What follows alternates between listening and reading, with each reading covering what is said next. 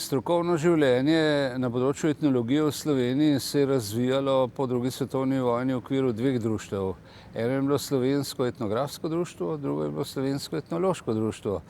Etnografsko društvo je bil član Združenja folkloristov Jugoslavije, etnološko društvo pa Etnološkega društva Jugoslavije.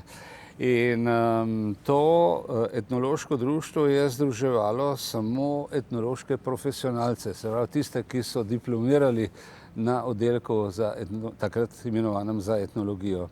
Bilo se treba odločiti oziroma žrtvovati tudi Slovensko etnografsko društvo, ki so ga pa upravljali prav z Inštituta za slovensko narodopisje, so se shajali, so imeli svoj časopis, današnji Glasnik je še ostal.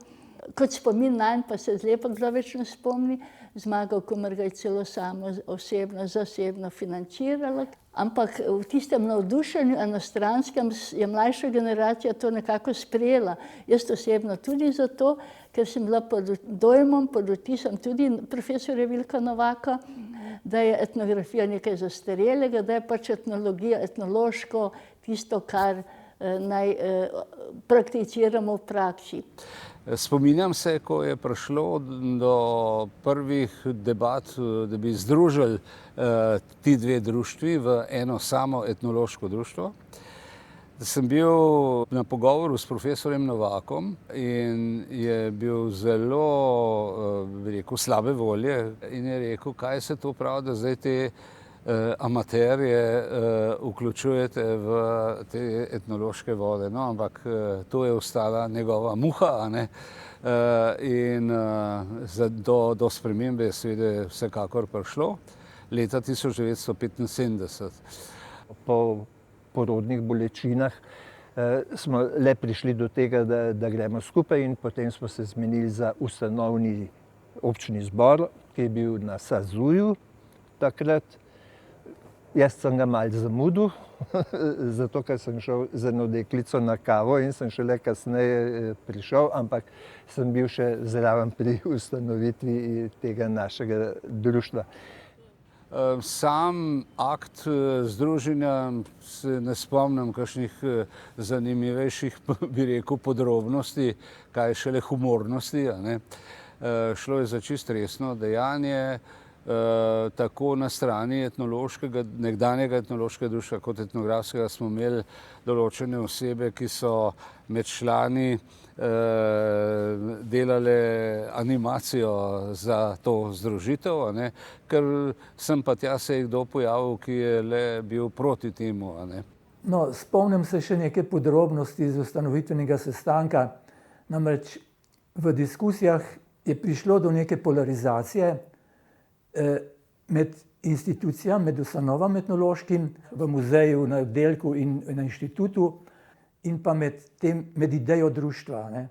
Namreč te vertikalne povezave, ki so v ustanovah, so za rast institucij. Medtem ko društvo povezuje ljudi nevezano na institucije, ki mora skrbeti samo za razvoj stroke in za delovanje na področju stroke. In hvala Bogu se je v društvu potem to nekako realiziralo, da smo bili povezani. In jaz pravim, veliko smo se tukaj naučili, zato ker bilo je veliko kritik, bilo je veliko polemik, ampak jaz pravim, če je bila vrednost te ustanovitve skupnega društva v tem, je bilo to, da nas je združilo in da so se vse vede, recimo discipline, so se začele spraševati o sami sebi. V tistem času je bilo zelo živahno dogajanje v etnologiji, tudi vznemirljivo. Številni mladi so prihajali za društvo, pa imajo največje zasluge kolegica Duša Krnelova in pa profesor Kremenšek, ki je že itak, že pred ustanovitvijo društva zelo združeval etnologe.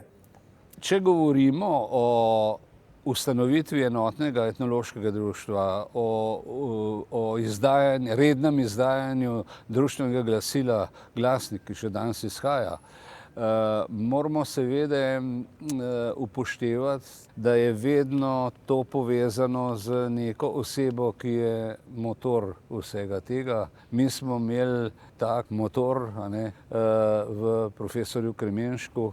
Navsezadnje je po njegovi zaslugi ljubljanski oddelek za etnologijo in kulturno in danes kulturno antropologijo postal tako rekoč vodilni v tem metodičnem in metodološkem predvsem smislu, dokler smo bili še v prejšnji skupni državi, No, skratka, tisti čas je bil zelo buren, zelo vznemirljiv za našo generacijo, ker mi smo bili v enem precepu. Čutilo se je, da gre za nek prelom v stroki, v etnologiji, danes rečemo, takrat bi rekli še v slovenskem narodopisju, oziroma oboje je bilo še v zraku. Na eni strani je bila etnologija kot Kremenškova šola s fakultete, na drugi strani pa, jaz temu rečem ponovadi klasično oziroma tradicionalna šola, ki je imela pred očmi predvsem zbiranje gradiva, kako bo vse propadlo, če ne bomo še zajemali zadnje dogajanje na terenu. Ustanovitev etnološkega društva je bila zame osebno zelo pomembna, predvsem pa za področje etnografskega filma in vizualne antropologije. Takrat sem delal v Goriškem muzeju, ampak sem bil zelo močno povezan s kolegi po Sloveniji. Ni bilo pa prave organizacije za nadaljevanje tistega, kar je Kuret delal na področju etnografskega filma. Ko je bilo pa ustanovljeno društvo, je bila pa ustanovljena tudi sekcija za etnološki film, smo takrat rekli. In tisto je dalo številnim ljudem zamisliti, da bi bilo treba tudi na novo nastajajočem znanstveno-raziskovalnem centru ustanoviti nek oddelek, ki bi promoviral tovrstno dejavnost. Največ spominov imam predvsem na mojo funkcijo v izvršnem odboru,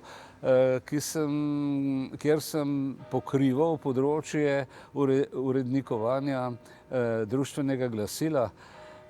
Društveno glasilo bo v naslednjem letu, se pravi leta 2026, praznovalo 70. obletnico. Posebna novost pri uredniškem konceptu je bila uvedba študentske rubrike. In v uredniškem odboru smo imeli vedno enega predstavnika študentov tudi. Spominjam se reakcije ene tudi starejše etnologinje, ki je bila zelo kritična, ko smo objavili odlomke iz študentskega brucovanja, recimo, in sicer v rubriki iz zgodovine slovenske etnologije, in je napisala mi protestno pismo, a zdaj bojo pa že brucovanja del zgodovine stroke, Vse življenje v društvu, povezano tudi z urednikovanjem glasnika, se je odvijalo ne samo na fakulteti, ampak tudi v bližnjem bifeju, kamor smo odhajali na kavo in potem pogostokrat nadaljevali debato tudi v prostorih fakultete. Skratka, eno zelo zanimivo, dinamično obdobje. Moram pravzaprav reči, da je bilo društvo edini agens, edini motivator vsega etnološkega dela, razmišljanj takrat, ki je bilo.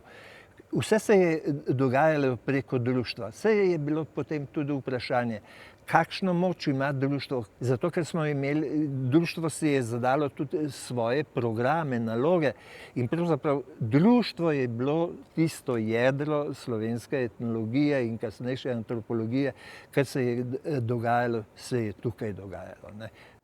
No, to eno od teh reči, mislim, da je res zelo pomembno, da se dobivamo, da se dobivajo, da se srečujemo. Ker je danes, čeprav etnologija je še mogoče najmanj na udaru, kar se tega tiče, je še pripravljeno oziroma je nujno, da je tudi v povezavi s terenom pa s širokim okoljem. Ampak kljub temu se mi zdi, da je zelo zdravo, saj meni se je zdelo, kadarkoli sem bila z njimi, da sem se tako dobro počutila, da smo eden z drugim nekako se povezovali, da se je ta mreža vzpostavljala, potrjevala.